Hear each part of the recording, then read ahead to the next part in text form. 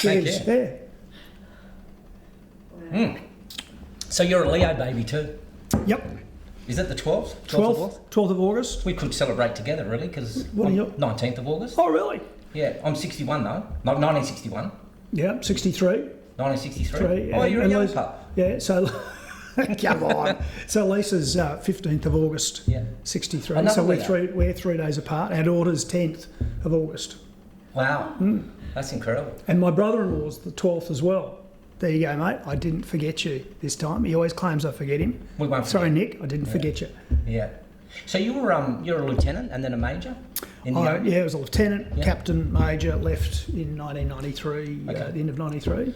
See, what I found quite amazing was, so you took over as Premier, the 38th Premier. I'm guessing all this now. You can correct me if I'm wrong, but the 38th Premier after Anna Bligh. I thought Anna did quite a good job during the floods, like as doing the presses. But then what happened after that is that you then came into power and you put in some directions and some strategies to raise the dam wall. Now that was going to be a major part of what I heard and what I read, was that was going to be a great strategy. And then of course now we've got Palaszczuk in, who's done nothing. I don't think she's done anything in the time that she's there. So I'm quite correct, and maybe I'm saying you're the rose between the two thorns. What happened? What happened in the term that you served that people just turned on you? For what reason? Oh, look, I think, Gerald, it's a combination of things. I mean, just to go back a step, we were elected on the basis that we were going to undertake reform. So people asked for reform. I think the wisdom today is that we moved too quickly, that we did too much. People often throw at me that, you had all these fights. Well, yeah, we did, but the fights were all the right fights. Yeah. I mean, just pick one. We had a fight with judges. Why was that? Because we wanted to appoint someone who'd reform the courts. And I say to viewers, do you think that justice is affordable and swift and efficient in Queensland today? Well, answer to that's very easy. No, it isn't. So that's why we had a fight with the judges to put a reformer in. And they forced him out, sadly. Let's pick another one. The health system. We inherited a hospital system that was a real mess. By the time we left, we had the best performing hospitals and surgical waiting times in the nation. And that's because we took the doctors on, the doctors' unions on, the doctors in the public health system. And it was simply over, they didn't want to be held to account. They didn't want to be put on contracts. I mean, anybody who's an employee at senior level these days is on a contract. Senior public servants are, senior people in business are, but the doctors didn't want to do that because they didn't want to be held to account. Yeah. But anyway, we had that Barney, and we lost a bark over that. But again, it was all about getting a better health system for Queenslanders. And we also, by the way, ended ambulance ramping. So just rounding off the answer, we had a lot of controversy around the government. We had a very hostile media. Yeah. Most of those people now, by the way, work for the Premier in her office. Yes, you do.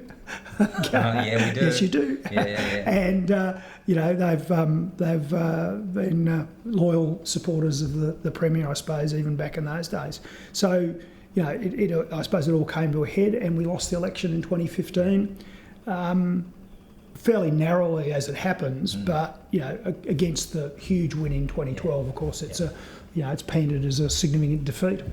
It sounds like to me, through what you're already saying, is that you want to remain transparent. Like even just turning to the camera and then saying, yeah, you are, we know what you're doing, so you're going to be transparent. A couple of things I want to talk to you about is, while we've got the time, is I want to talk about education, freedom of speech, I think it's a big one, energy, our debt, small businesses, and the last one, I think the big one, is the lockdowns and the mandates. So I want to talk about all that. So by the time this gets aired, we'll have about 2 days to go. How confident are you? Well, that's an interesting question. I think if I could let everybody in Queensland know I was running, I think I'd have a very good chance. Yeah. The difficulty is that when you're a candidate in a minor party, despite having the background I have, you don't get a lot of coverage. We do when we go to the regions. We've had great support from regional media, but not in South East Queensland. So I guess my biggest fear is that people just don't know I'm running. Yeah. So we'll have to see. We'll just have to see. Yeah. I think one of the big things with me with education, now I don't have any children, but I've got a lot of friends around who have got children. I want to know how are you going to propose to return the child's education back to the family and not the institutions? Because that seems like to me it's what people are asking. How do I? Well, I think education is just a huge worry for parents today in terms of what's going on in the schools, and we've got this national curriculum which the coalition have had 9 years to sort out, and it. Late in the piece in the last few weeks, they've gone, wow, we've sorted this out. This is the new national curriculum. Well, the Lib Dems, the party I'm a member of now, have said, look, the national curriculum essentially should be scrapped. It should be a matter or a voluntary system where you either opt in or not. The schools can make their call. What we want to see happen is that the funding for the child's education given to the parents. So it's like you get a voucher for your son, your daughter, and you can then decide which school you want to deploy that funding to. So if you said, right, well, I don't want to go to the Smith Street State School, I want to go to the Jones Street Catholic School, or the snooty sort of private school, the choice is yours. You take the funding goes with your child because you get to make the decision. Now the unions hate that. Because it's about directed funding. It actually promotes competition between schools, which they don't like. It promotes excellence in teaching outcomes, which is a huge issue. And they don't like it and they vigorously oppose it.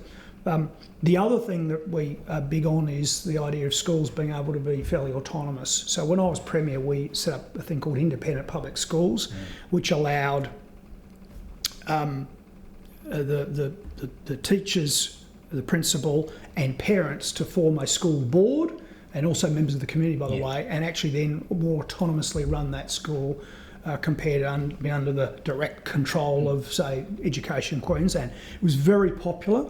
The Labor Party have been working hard to try and undermine it and get rid of it, but again, empowering parents in partnership with the educators to run the schools, I think is a really good thing. So those are things we'll fight for.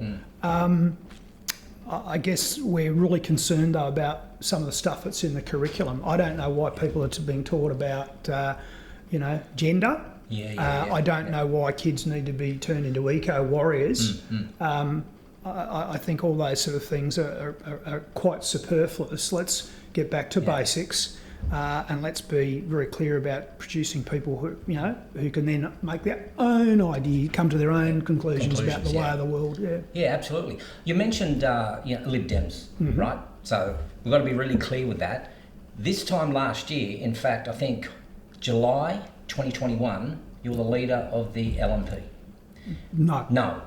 I was involved with the LNP executive. Yeah. Okay, so you were involved with the LNP, and then you just resigned. Left? What had happened is I hadn't really been involved with the LNP for about 6 years, and after the 2020 election loss at the state election, I got a rush of blood to the head, and I said to myself, well, I really should try and help them. And I offered to fulfil a role in the executive. It's a fairly lengthy story, but to cut to the chase, eventually the president put me up to be on the executive, whereupon a number of the leading politicians, people like Peter Dutton, David Littleproud, Jared Blay and Tim Mander voted against me and spoke against me being there. And then promptly someone in that group then proceeded to leak in the days that followed against me as well and say how bad it was. So, I narrowly got up, but I got the message. And the message was, Campbell, we don't want you around here. You've got nothing to offer. Go away. So I did about a month and a half later. And that's from a personal perspective why I left. But from a policy perspective, so I'm being quite upfront, there's always personal aspects to these things, but from a policy point of view, these people have totally run away from being for small government, personal responsibility, balanced budgets, low debt, low taxes, and supporting small business. They mouth those platitudes, but whether they be the federal Liberal National Party people or the state team, they don't care about that stuff. They really don't. What I found really intriguing when you were Premier is that you like to cut the fat. And I think that's really good. And I look at our rising debt that we have now. How do you propose to really just again cut the fat. What's your stance on that? Well, at a federal level, what's the problem? The problem is that we've had a coalition government who have actually dramatically increased debt. They've completely hosed away any credibility they had in turning to the Labor Party and saying, you mob of profligate spenders. It's extraordinary. This year there'll be a $79 billion deficit federally. And the debt of Australia is going to, under this coalition government, is going to go up 37% in the next 3 or 4 years. Scott Morrison and Josh Frydenberg got a bit of a windfall gain in recent months with higher than expected economic activity. And if they'd been sensible and responsible, they would have actually banked those extra dollars and helped reduce the deficit. In fact, the deficit could have been 20 billion lower, but they went and started spending money again. So the problem is that we've got a coalition government who've abandoned fiscal responsibility, and people are watching like, well, what does that mean? What does that mean? Well, this is what it means, Gerald. This is why we have inflation. True story. We are spending more than we should be, and as a result, inflation is on the march. And those of us who are older in the community know how bad it is, how it erodes people's savings, how it makes it even harder to save and buy your first house, etc.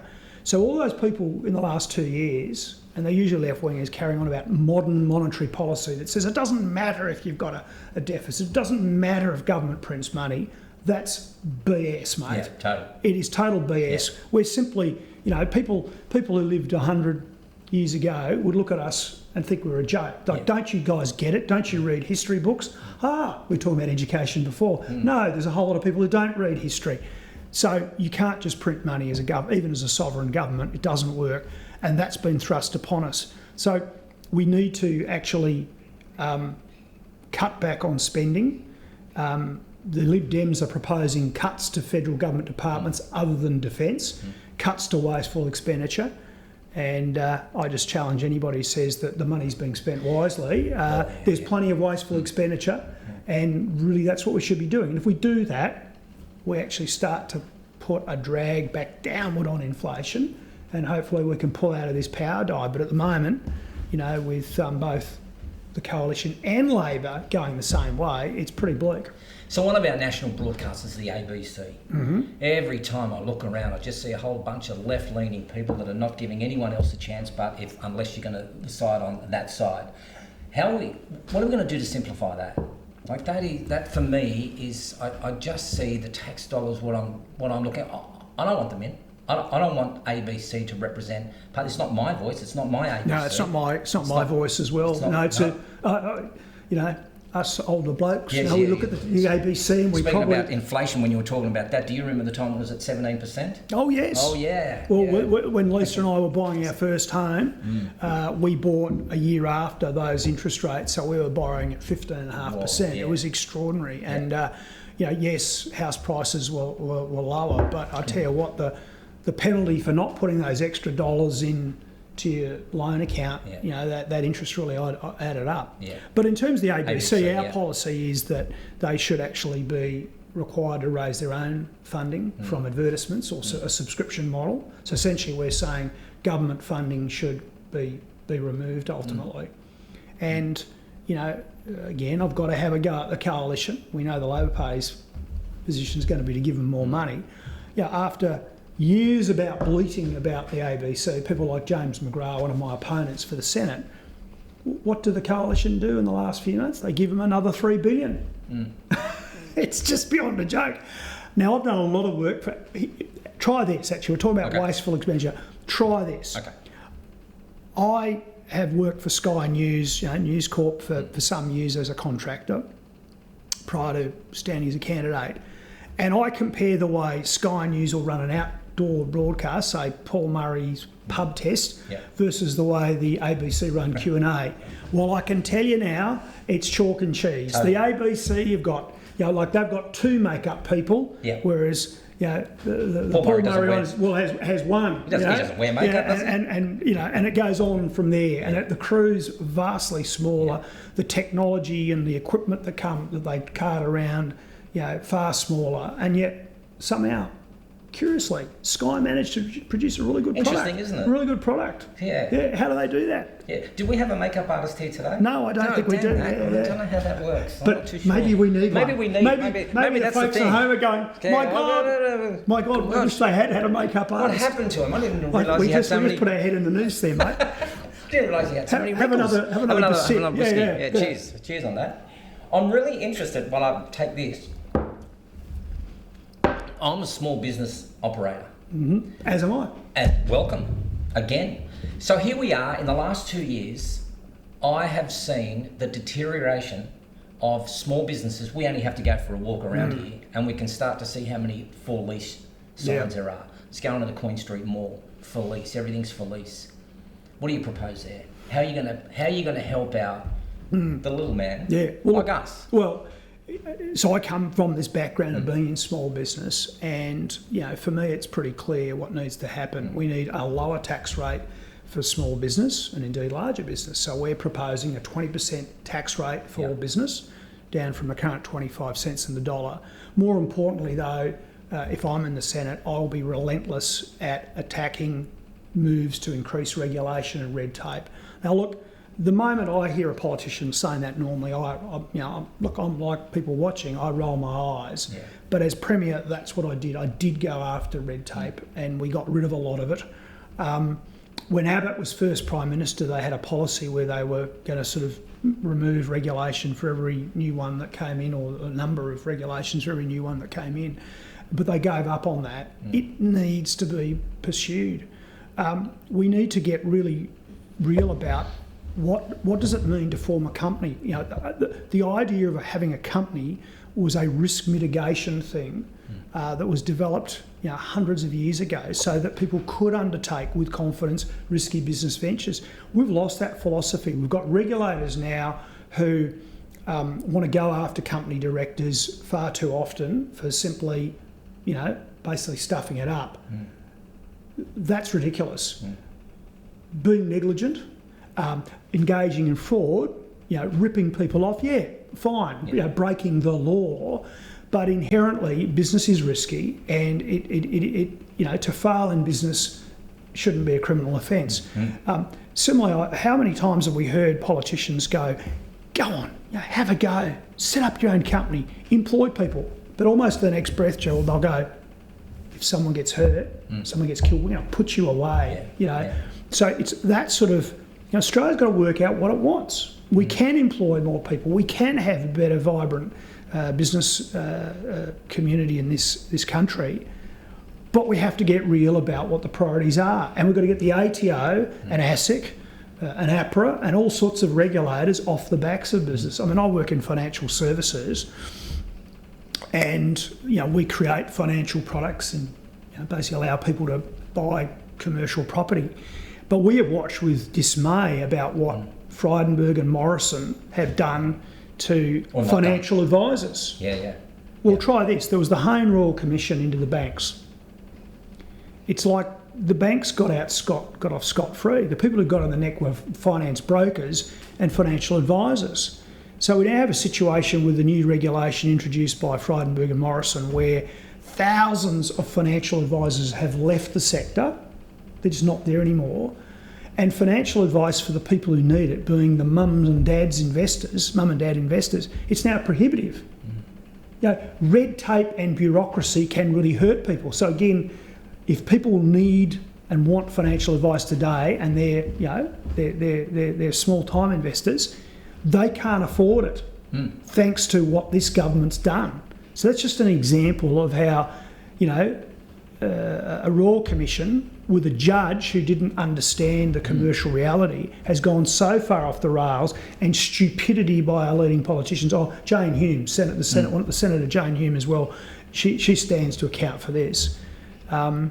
It's shocking. So, we cannot regulate our way back to prosperity. We can't tax our way back to prosperity. So, it's a long answer, but at the end of the day, it's lower taxes and really resist more regulation and get regulators off the backs of small business. And that's what I'll be doing if I get to Canberra. Every weekend, just about since the last 2 years, we have seen marches, protests, signs and banners now in the last 2 or 3 months. Sack them all, vote the majors last. I've not seen such an engaged bunch of people who are now just fed up with the way that governments have been run. This is an easy answer for you. Why is that?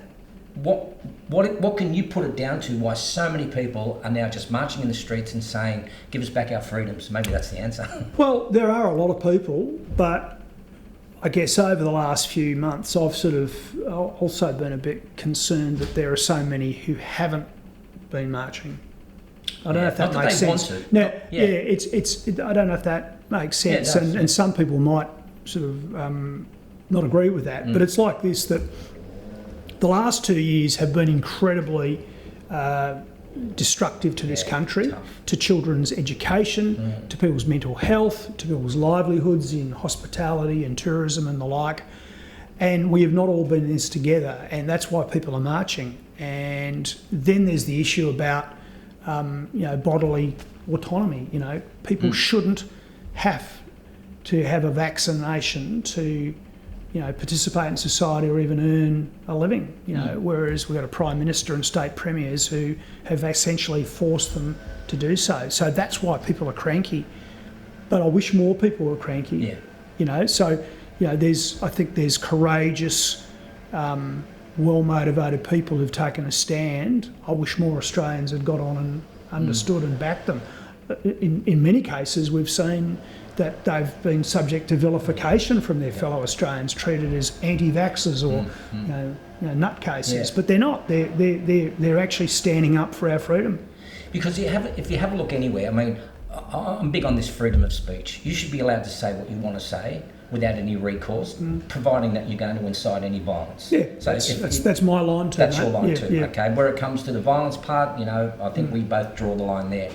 But you're very familiar with the Israel Folau case, and I don't know if you're familiar with a police officer, sergeant, by the name of Bruno Spedieri, 63 years of age, put something up on social media where in his workplace, there was a person who was working close by him that had said, "I'm going to be going for the diversity role," and he wrote up and tweeted, "This is going to be an easy one for you. There are two genders."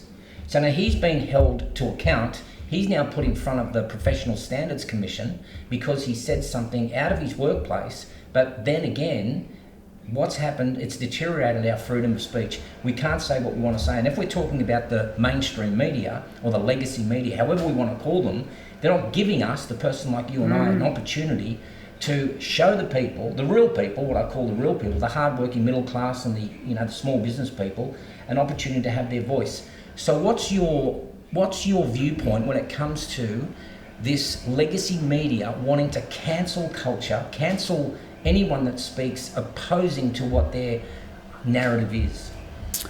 Well, that's really frustrated me, and at the start of this discussion I was talking about the way that the mainstream media don't particularly want to cover a minor party like us. And even I think it's a challenge for people like One Nation and United Australia Party as well.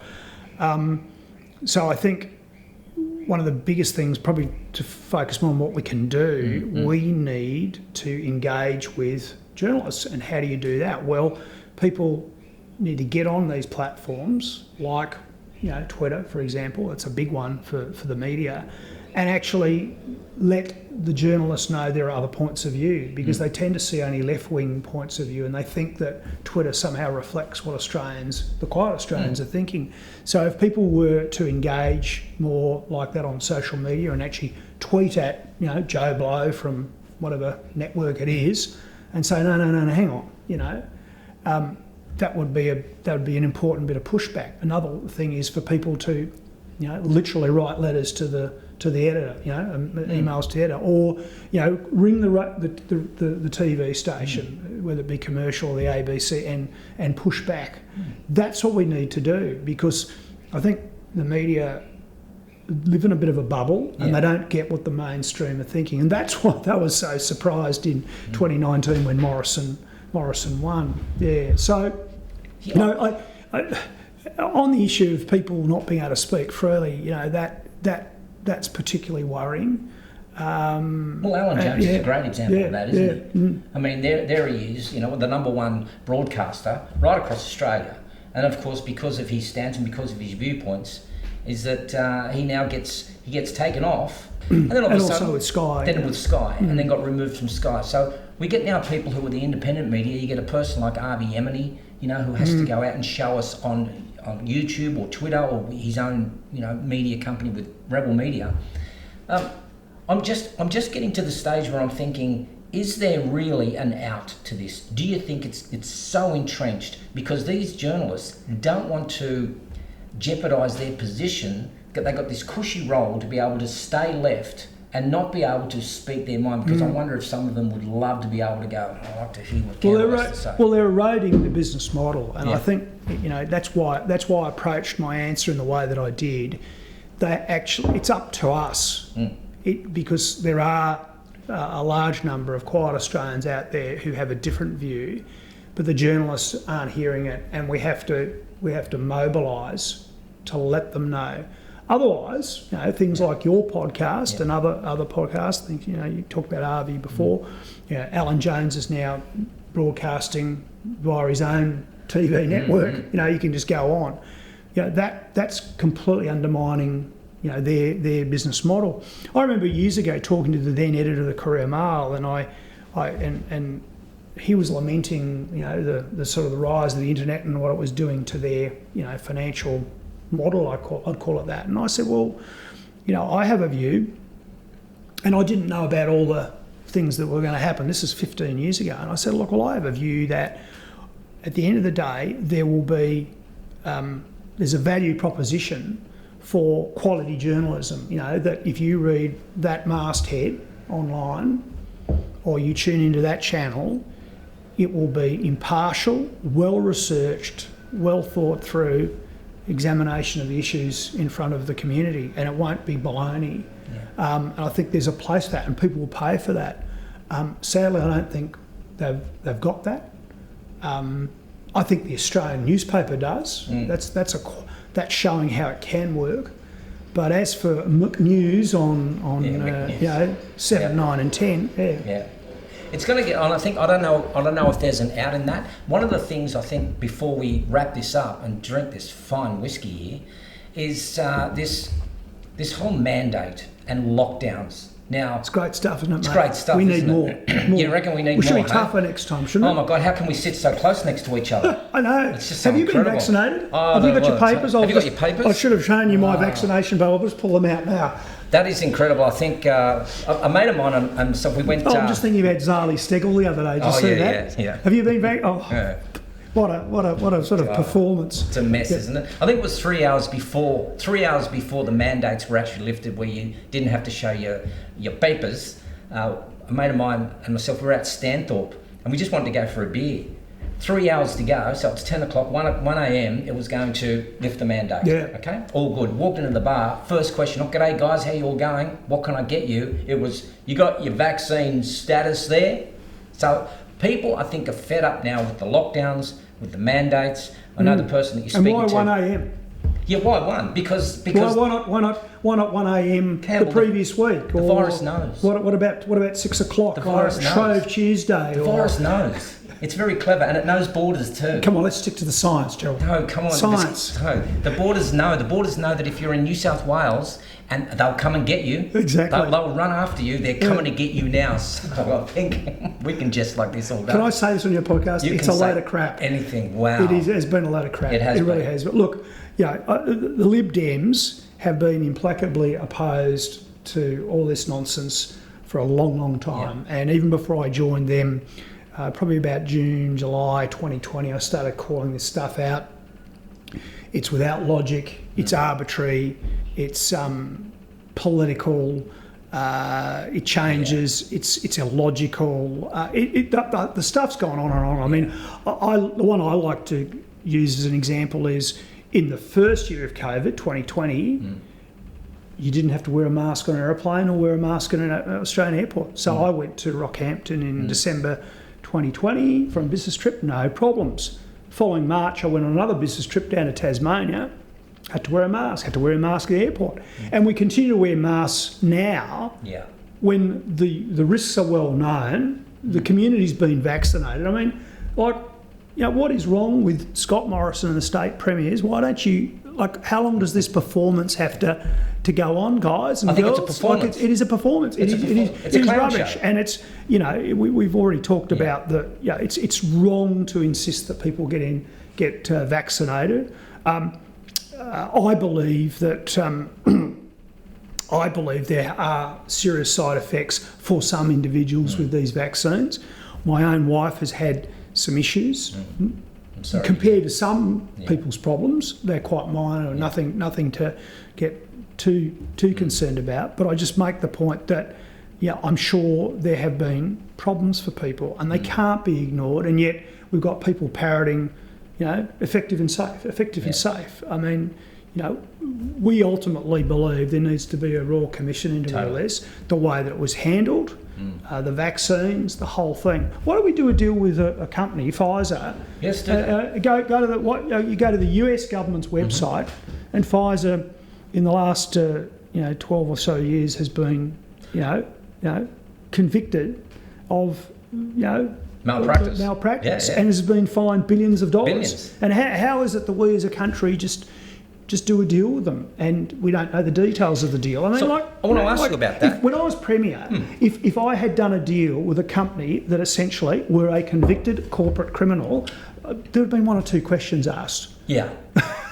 So why have all these these professional journalists, seekers of the truth, why have they been silent? Because they're as protected as a drop bear here in Queensland. I think that's what it is. I think what it is also is that if you have a look, 21st, it's coming up. It's a few days away. Okay, everyone's scrambling. They don't know what to do. They're thinking, I don't know what should I do. I'll just tick the ones that I've always been ticking. And here we have on the 22nd, what do you predict on the 22nd with the lockdowns and the mandates? Do you think Australia's going to sell their soul to the WHO? Half of them are in the World Economic Forum. They're all underneath the Klaus Schwabs of the world. And they're lining up in front of Bill Gates and going, hail the master. So 21st, everything's good. What do you think's going to happen on the 22nd? But here's what I'm thinking. If there is an opportunity, and I think there's a great push towards yourself, for example, as Lib Dems, I'm thinking that there's going to be a major shift in the way that Aussies start to view how politics is if someone like the Lib Dems can get a seat and hold the government to account. Do you agree? Well, I think that's the opportunity that we're offering people. It remains to be seen. I mean, my concern is there's not enough people at the moment tuning into this. They're all too busy, just living their lives, and that's fair enough. That's natural. But this, in a relative sense, this is the most, I think, highly charged election I've known probably since 1975, when I was 12 years old. I think there is enough there. There's enough angst out there. There's enough people who are concerned to actually depart from what they've done in the past. And I'll say to people that, you get to decide where your preferences go. You have an opportunity to vote for freedom parties like the Lib Dems. You can allocate your preferences in such a way that then ultimately the major part of your choice is down the pecking order, but they're there.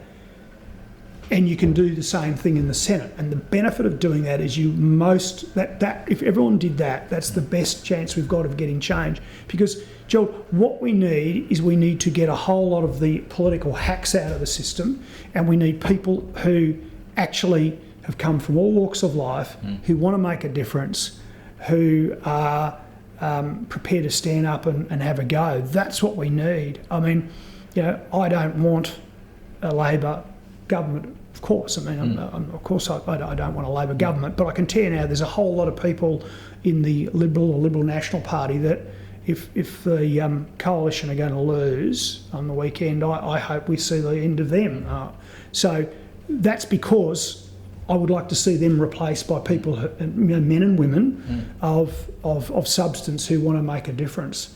So, just make sure when you when you finally, Saturday comes, Yeah. we'll all have a win. We'll hit the poppers. Just make sure you don't have any mean girls on your staff. If that's okay. Exactly. Is that all right? Yeah. Can you do that? But yeah, absolutely. So I'm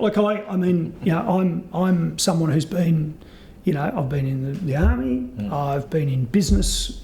For most of my, the majority of my career has actually been in business, and then I've been in politics as well for about the same time I was in the army. So I'm going back at it because I'm so exasperated by what's happened in the last 2 years, but also because of what I said earlier on about the way the Liberal and the Liberal National parties have abandoned their values. So I guess what I'm offering people, Gerald, is that I'm relentless. I'm a terrier. All the things that perhaps had people concerned about me as Premier, I can deploy that in Canberra. So I see their view of that as a negative. That's a positive in this environment. You want someone who'll get there, and when the chief health officer's there who can't even work out what the definition of a woman is. You want a person like that. What is the definition of a woman? The definition of a woman is a person biologically born as a woman with all the accoutrements that you'd expect. That's like a vagina. Can we say vagina? Absolutely. Yeah. Can we say that on the radio? Yeah, we can say anything. But from a point of view, if someone wants to change their gender and have the operation, well, I have no problem with that. I respect that. But as far as I'm concerned, they're not a biological woman. So it's refreshing, isn't it? Yeah. Well, we can say that. But going back to what I was saying, I'm offering people the opportunity to have someone in Canberra who knows the system, who's got the experience. I understand how bureaucracies work. I understand how public servants like to avoid scrutiny, and I will be going after that stuff, the waste and inefficiency, and the stuff we don't get told. You referred to the World Economic Forum, you referred to the WHO. One of the big things I'm concerned about is the way that public servants dealing government to government will start to cook up these deals and agreements before the politicians even know it's going on. Yeah. There should be no authority to even enter into discussions about international agreements until it's come to the Parliament as a first step, not at the end of the process. And I just say to people who are watching, if you wonder why I'm going on about that, so much of Australia's sovereignty has been curtailed by the fact that we've gone off and we've signed international agreements, and then people will say, we've got to, that's part of the World Health Organisation deal. It's wrong. So, I will always be relentless against that. So last couple of things. Hot topic. This is always a hot topic. Okay. I noticed you've got no curtains around here. Is that because they'll fade? Just in case of, we might have daylight savings? Well, it's the dining room, so it doesn't really matter, but... Okay. It's a good point. How are we going for daylight savings here? What's your view on that? Should Queenslanders have daylight saving and get in line with the rest of... That is the most difficult question I've been asked in this campaign. Really? Well, there you go. Well, I asked the tough ones here. Okay, I have a personal view. And a personal and private view, and I have a view as a potential politician for Queensland. Okay. So my short answer is no. No. Whoa. Okay. Fill the whiskey up. We need to drink more whiskey. Yeah. The answer is no. That's from a personal point of view. That's as a politician. That's my political view, and that's what I would be. That's my it's a state government issue, by the way. It's not a federal issue. But as Premier, this was put to me, and I just said no. Okay. As a private citizen, I'd love to have daylight saving, but see, here's the problem. It works. It's the cows. No, mate, it's the fading carpets. It's the carpets. No, here's the problem. Yeah. It's great in southeast Queensland. It can work here. Yeah. But it doesn't work for people in Mount Isa and Cloncurry and Townsville and Maryborough. And, it doesn't, if you look at the way the sun line works and the geography of the state, it would be awful if you were living at Mount Isa, Cairns, Townsville, it's not fun. Yeah. And we did, Rain Goss tried it back in about 1990. There was a trial, and they didn't continue with it. So that's a simple answer. It's easy. It's an easy answer. It's easy for me to love it as a person who lives in Brisbane, but it wouldn't work for the state.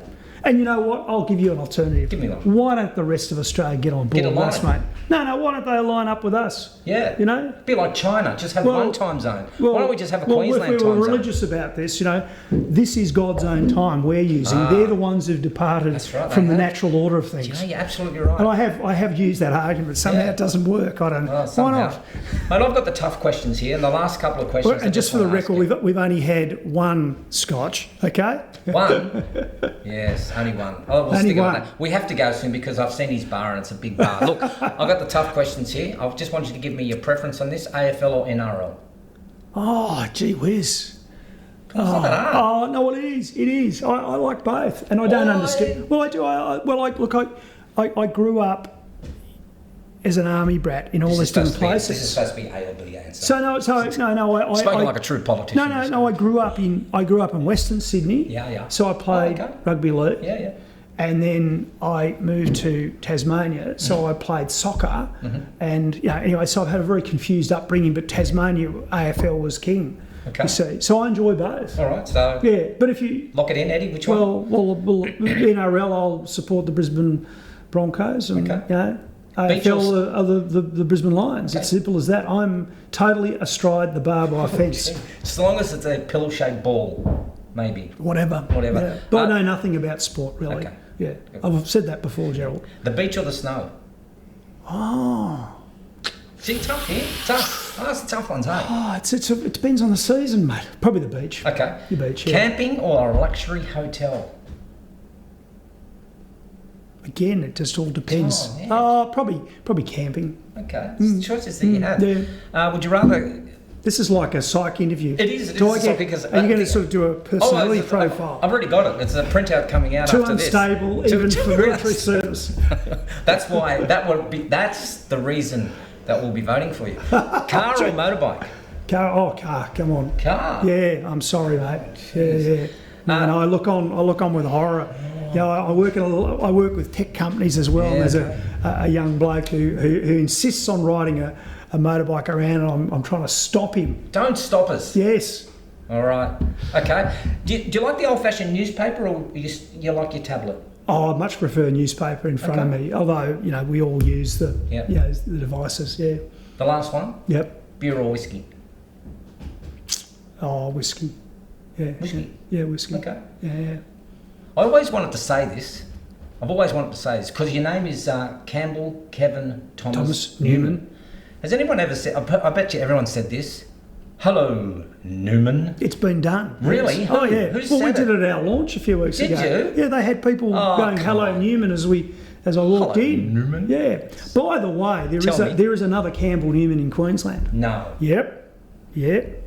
Yeah. Does he identify as a male? Yes, he's a very nice bloke. Yep. He's a wood chopper. Okay. And that's what he does. That's how I met him. Is he goes to shows and he does wood chop, and he's an electrical contractor. I think he's 32 and he's a great bloke.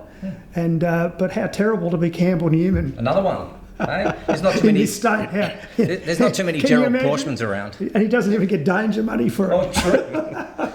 Yeah. Sorry, Campbell. It's all right, Campbell. But the love is there, mate. Yeah, it is. Yeah. Campbell, great to have a chat. Well, Yeah, it's good. yeah. Mate, we should do this again. Thanks, You know? mate. Maybe on the 22nd when. we Maybe on the celebrate 22nd, who knows? Who knows? Who knows, yeah.